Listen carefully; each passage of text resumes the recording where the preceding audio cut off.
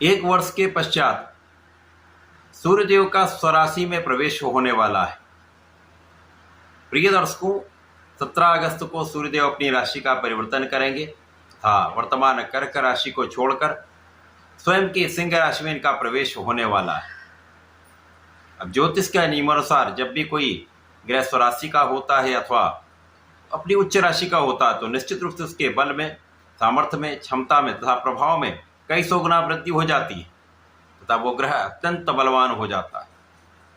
अब सूर्यदेव 17 अगस्त से स्वराशि में गोचर करते समय अति बलवान होंगे, परंतु राहु के सीधे दृष्टि के प्रभाव में होने के कारण प्रबल ग्रहण दोष भी बनने वाला है, जो निश्चित रूप से समस्त राशि के जातकों को प्रभावित भी करेगा। इसका परिणाम समस्त राशि के जातकों को प्राप्त होने वाला है।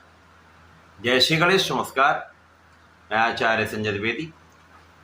मेरे समस्त प्रबुद्ध दर्शकों का मेरे चैनल पर हार्दिक स्वागत है। प्रिय दर्शकों, आज मैं तुला राशि के लिए सूर्य के इस राशि परिवर्तन का, राहु के साथ ग्रहण दोष का किस प्रकार का प्रभाव प्राप्त होने वाला है, इस समय में किन किन भाव में प्रबलता आएगी अथवा कहीं पर समस्या हो सकती है, संपूर्ण विश्लेषण मैं पूर्ण तर्क के साथ करने जा रहा हूं। प्रिय दर्शकों, इस राशिफल को आप अपने लग्न तथा राशि दोनों के अनुसार देख सकते हैं। सूर्य नवग्रहों में राजा है। राजा के समान ही इनका प्रभाव है, क्षमता है, कर्तव्य है, उत्तरदायित्व है। शासन प्रशासन के कारक सूर्यदेव हैं, नेतृत्व की क्षमता के कारक सूर्यदेव हैं, आत्मबल के कारक सूर्यदेव हैं, पिता के कारक सूर्यदेव हैं, राजतंत्र के कारक सूर्यदेव हैं। सूर्य के प्रथम किरण से ही संपूर्ण संसार में प्राण का संचार हो जाता है, प्रकाश का प्रवाह हो जाता है। सूर्य का परिवर्तन एक माह के लिए होता है, जो अत्यंत महत्वपूर्ण भी है, समस्त राशि के जातकों को प्रभावित भी करता है। तुला राशि के लिए सूर्यदेव लाभेश है। अब लाभेश का गोचर लाभ भाव में ही आरंभ होने वाला है, जो अत्यंत महत्वपूर्ण है। ज्योतिष के नियमानुसार जिस भाव का स्वामी जिस भाव में होता है उस भाव की कई सौ गुना वृद्धि कर देता है, और सूर्यदेव स्वराशि में होकर इस भाव को महाबलवान करने जा रहे हैं। राहु का गोचर वर्तमान समय में तुला राशि के पंचम भाव में चल रहा है। पंचम भाव से सीधी दृष्टि का प्रभाव सूर्य पर होगा, जहां पर ग्रहण दोष का प्रभाव प्राप्त होगा, परंतु यहां पर केतु का सूर्य के साथ एक सकारात्मक प्रभाव प्राप्त होने वाला है, जो राहु के दुष्प्रभाव को कम करे। तो इस समय में जो शिक्षा के भाव में जो समस्याएं आ रही थी, जो अवरोध आ रहे थे, जो भ्रम बना हुआ था, कहीं ना कहीं आपका आत्मबल उतना अच्छा नहीं था, सूर्य के आने के पश्चात इन समस्याओं का निदान अवश्य होगा।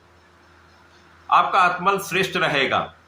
आपके भ्रम की स्थिति यहाँ से कम होनी प्रारंभ हो जाएगी, तो आप अपने पूर्ण आत्मबल के साथ, पूर्ण मनोयोग के साथ अपने शिक्षा के क्षेत्र में लगे रहें, तो परिणाम भी अच्छा प्राप्त होने वाला है।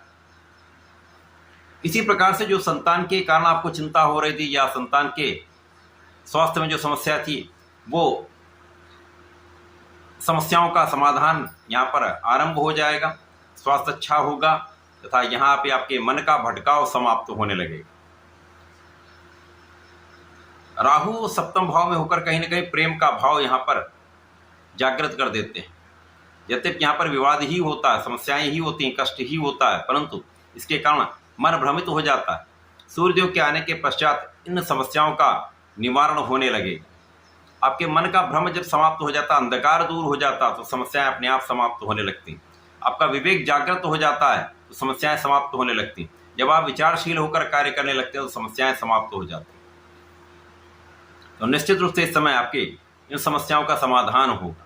इसी प्रकार से जो अन्य जातक हैं, जो कार्यक्षेत्र में हैं, नौकरी में हैं, प्रोफेशन में हैं, अपने व्यापार में हैं, उनके लिए भी जो एक कहीं ना कहीं जो आत्मबल में कमी हो रही थी अथवा समस्याएं आ रही थी, डर एक बना हुआ था, वो डर दूर हो जाएगा।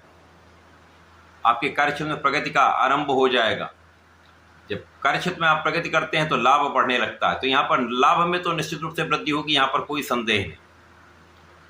हो सकता है कि उतना जितना आप एक्सपेक्ट कर रहे हैं, जितनी आप अनुमान लगा रहे हैं कितना मुझे लाभ हो सकता है, उससे कुछ कम मात्रा में लाभ हो, परंतु लाभ की मात्रा बढ़ेगी अवश्य। लाभ की निरंतरता आपको प्राप्त होगी। इस समय में लाभ में अवरोध कम आएगा, जिसके कारण आप इस समय का समुचित उपयोग करके अपने स्तर को बढ़ा सकते हैं। अब सूर्यदेव का एकादश भाव में प्रभाव है, जो इच्छाओं की पूर्ति का भी भाव है। इस समय में जो आपने काम किए हैं, जो आपने प्रयास किया हुआ है, जो आपने प्रयत्न किया हुआ, वो कहीं न कहीं उन इच्छाओं का पूर्ति का समय आ चुका है।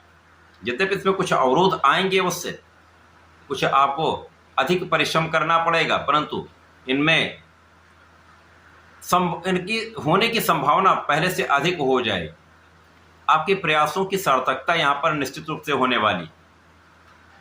तो सूर्यदेव का ये राशि परिवर्तन तुला राशि के लिए एक अच्छा प्रभाव देने वाला है। यहाँ पर चूंकि सूर्य पर ग्रहण है, अतः इस समय आपको अपने काम में, अपनी नौकरी में उच्चाधिकारियों से बनाकर रखना चाहिए।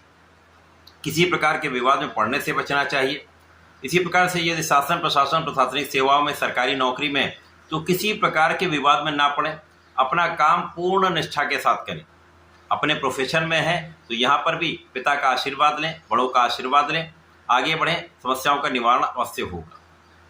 इस पूरे समय में आपको नियमित रूप से सूर्यदेव को जल देना चाहिए, ओम आदित्याय नमः का जप करना चाहिए तथा भगवान भोलेनाथ पर जलार्चन करके गंगा जल का अभिषेक करें, दही का अभिषेक करें तथा चंदन की सुगंधि का अर्पण करेंगे तो विशेष लाभ प्राप्त होंगे। समय का समुचित उपयोग करके आप लाभ ले पाएं।